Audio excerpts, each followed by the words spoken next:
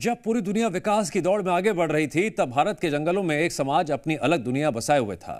एक ऐसा समाज जिसकी पहचान जंगल है, जिसका धर्म प्रकृति है, जिसकी संस्कृति मिट्टी में बसती है।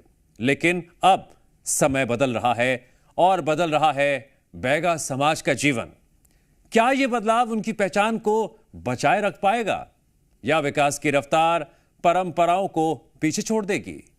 आपको लेकर चलते हैं बैगा समाज की उस दुनिया में जहां इतिहास और भविष्य एक साथ सांस लेते हैं।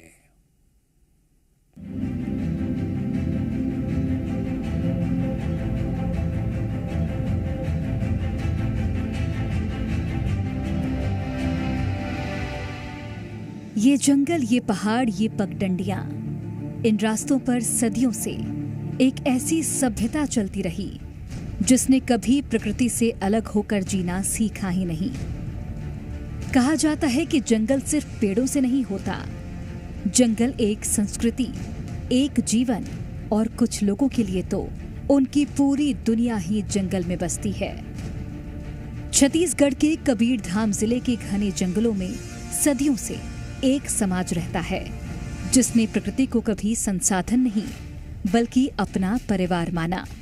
ये हैं बैगा, भारत की विशेष पिछड़ी जनजातियों में शामिल एक ऐसा समुदाय जिसकी पहचान उसके जंगल, उसकी मिट्टी, उसकी परंपराओं और प्रकृति के साथ उसके अटूट रिश्ते से रही है। मैं इस समय बैगा जनजाति के एक गांव में हूं। बैगा समुदाय देश की सबसे प्राचीन जनजातियों में से गिना जाता है। जंगल, प्रकृति और अपनी समृद्ध संस्कृति के साथ सदियों से जीवन जीने वाला यह समाज अब बदलाव की दौर से गुजर रहा है। इस विशेष रिपोर्ट में हम जानेंगे कि परंपरा और आधुनिकता के बीच बैगा समाज की जिंदगी आज किस दिशा में आगे बढ़ रही है। कबीरधाम जिले में लगभग 12,000 से ज्यादा बैगा परिवार 271 गांव, टोला और बसाहटों में रहते हैं। इनका अधिकांश निवास बोडला और पंडरिया के वनांचलों में है। एक समय ऐसा था जब इनका पूरा जीवन जंगल पर टिका था। जंगल भोजन देता था, दवा देता था, रोजगार देता था और पहचान भी। बाजार से कोई रिश्ता नहीं, शहर से कोई मतलब नहीं। जो चाहिए सब कुछ जंगल देता था।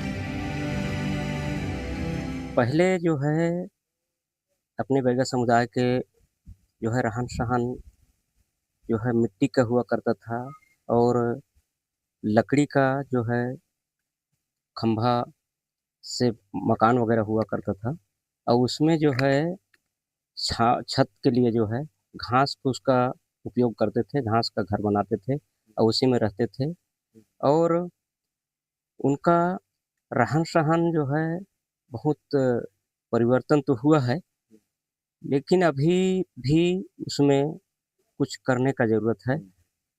और मैं यही कहूँगा कि पहले के रहन सहन और खान पान जो है पहले कोदो और कुटकी और फिर वनोपज से आधारित थे। सभी लोग जो है बैगा समुदाय के लोग खास करके ये चार, तेंदू, कुसुम, गुल्ली, महुआ वगैरह वगैरह जो है बहुत सारा चीज़ जो वनोपज से मिलता है। अब वो मिलता था, पहले ज़्यादा मात्रा में मिलता था, आज की स्थिति में बहुत कम हो गया है वो जो है। आज भी जब ये बुजुर्ग अपने बीते दिनों को याद करते हैं, बैगा समाज की सबसे बड़ी पूंजी प्रकृति रही है। महुआ, तेंदुपत्ता, शहद, वनौषधियां, इन्हीं के सहारे पीढ़ियां गुजरती रहीं। पहले के खाना पीना बदल गए। पहले जब छोटा रहते हैं कुटकी दारान, कोदो दारान और धान ऐसने कमावन के फिर इसने नवा नींगित में टूटन कहाँ भाई गए। अब धान कहाँ गए, कोदो घला नहीं हुआ। अच्छा, और पहनावा में चेंज होएगा, मतलब दूसरा का पहनत रहे पहले हमारा कपड़ा मूंगी ऐसना रकम के। अच्छा, अब तो काफी कहा कर रकम के। अब साड़ी पहन मन पार थे, हम नहीं पार। अच्छा, और वो गोदना वाले जन गोदाद रहे हो शरीर में, वो गोदना चलते कि नहीं चले? नहीं चले तो का करवे ही माथे पर लाइन गोद ले नहीं ता भाई गए। यही कारण है कि बैगा समुदाय प्रकृति और कृषि से जुड़े अनेक पर्व बड़े उत्साह के साथ मनाता है, जिनमें कर्मा, हरेली, नवाखाई और स्थानीय देव पूजन शामिल हैं। इन पर्वों पर मांदर की थाप, पारंपरिक नृत्य, गीत और सामूहिक भोज विशेष आकर्षण होते हैं। बैगा समाज के लिए धरती उनकी मां है और इसी विश्वास के कारण सदियों तक बैगा समाज हल चलाकर खेती नहीं करता था। उनका मानना था कि हल चलाने से धरती मां के सीने पर घाव पड़ते हैं। इसी सोच से जन्मी बैगा समाज की पारंपरिक खेती बेवर खेती। बेवर खेती यानी बिना हल चलाए खेती। बरसात आने से पहले जंगल के एक छोटे हिस्से की झाड़ियां साफ की जाती थीं। सूखी लकड़ियों और पत्तों को जलाकर उनकी राख मिट्टी में मिला दी जाती थी और फिर हल या ट्रैक्टर नहीं बल्कि हाथों से कोदो, कुटकी, मक्का, ज्वार, अरहर, उड़द और दूसरे बीज बो दिए जाते थे। ये खेती प्रकृति के साथ संघर्ष नहीं बल्कि प्रकृति के साथ तालमेल बिठाकर जीना सिखाती है। लेकिन आज समय बदल चुका है। वन कानून बदले, जीवन की आवश्यकताएं बढ़ी और धीरे धीरे बेवर खेती का दायरा भी सिमटने लगा। अब कई परिवार स्थायी खेती कर रहे हैं, कुछ आधुनिक कृषि तकनीक अपना रहे हैं, लेकिन बेवर खेती की याद आज भी बुजुर्गों की बातों में जीवित है। पहले बैगा पुरुष पारंपरिक धोती और महिलाएं पारंपरिक वस्त्र पहनती थीं। आज युवा वर्ग आधुनिक कपड़ों को अपनाने लगा है। अच्छा, के झन लड़का है तो? तीन जन हवे। अब पहले कतेक झन लड़का रहा थी एक परिवार में? एक परिवार में हाँ। 5 जन तक रहे से रहता है। अच्छा, लड़का मतलब पढ़ाना चाहते हो तुम? चाहते स्कूल जाते? जाते। आज क्या बनाना चाहते हो? पढ़ा लिखा के काम तब क्या सोचे है? अब जैसे पढ़ लिख जाए तो अपन काम नहीं लगना। अच्छा, जो तुमन जन पहली जन पहनावा रही से जो बाल भी लंबा रखते हो पहली है ना, अभी के लड़का मन रखते का नहीं रखे, अब चेंज हो गए, दूसरा हो गया पहनावा। क्या पहनते अब के लड़का मन? ड्रेस पे तुम्हारे पास। अच्छा, हमारे पास पहनते जेंटलमैन हो गए, बाल बड़े बड़े नहीं रखे। बदल गए ना। तो तुमन नहीं कहा कि हमारा परंपरा ऐसे हम पहले राहत रहे? हम पुराना नाम से रखे हैं, हम पुराना नाम से रखे हैं। पुराना रखे हो उमला नहीं बोला लड़का मन ला? उनका रखे, नहीं रखे नहीं रखे, बात नहीं मानी। नवा वाला अपना थे नवा सब। लेकिन बदलाव अपने साथ एक चिंता भी लेकर आया है। बैगा समाज की सबसे बड़ी पहचान गोदना धीरे धीरे खत्म हो रहा है। बैगा समाज में महिलाओं के शरीर पर गोदना बनवाना एक महत्वपूर्ण सांस्कृतिक पहचान माना जाता रहा है। बुजुर्गों के अनुसार पहले विवाह योग्य युवतियों के लिए पूरे शरीर पर गोदना बनवाना लगभग जरूरी था, लेकिन आज की युवा पीढ़ी में ये परंपरा कमजोर होती दिखाई दे रही है। अब ज्यादातर युवतियां केवल माथे या शरीर के कुछ हिस्सों पर ही गोदना बनवाती हैं। नहीं चले तो क्या करवे ही माथे पर लाइन गोद ले देता है। हमारे 40 गोदा है। अच्छा, पहले पूरा शरीर में लगा रहे गोदना। हाँ, अभी नहीं लगावे, आजकल के मन नहीं लगावे। नहीं लगावे मैं नहीं जानन भाई। अब गाड़ी दे देख थन्ने भाई ये तो गोदा ले कह के वही तो बिगड़ था। ये जो गोदना लगा है कब से लगा है?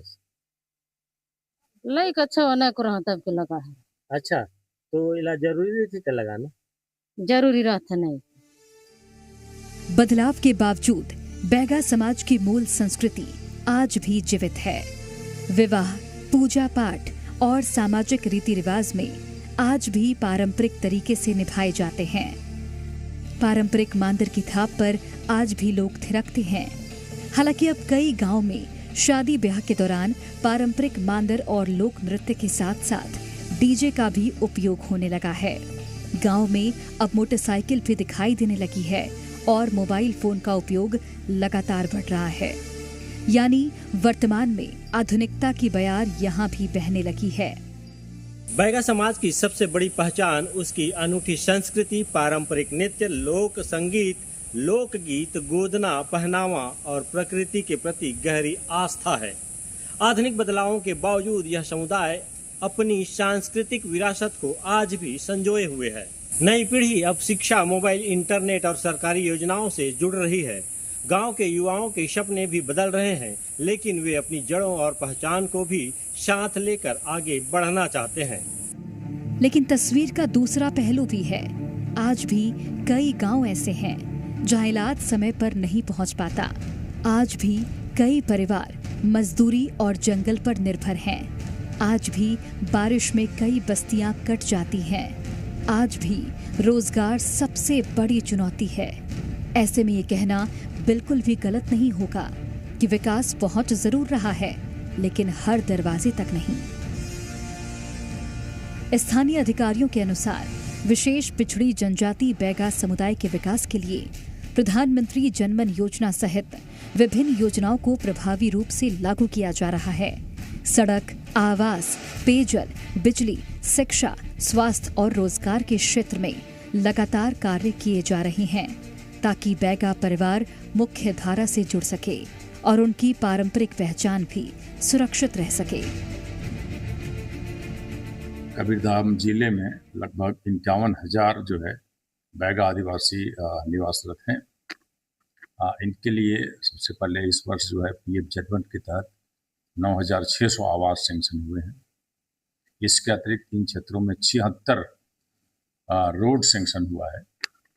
इसके अतिरिक्त बैगा बच्चे जो 12th या ग्रेजुएट हो गए हैं, उनको साला संगवारी के रूप में 127 बच्चों को हमने उन्हीं के क्षेत्र में पदस्थ किया है।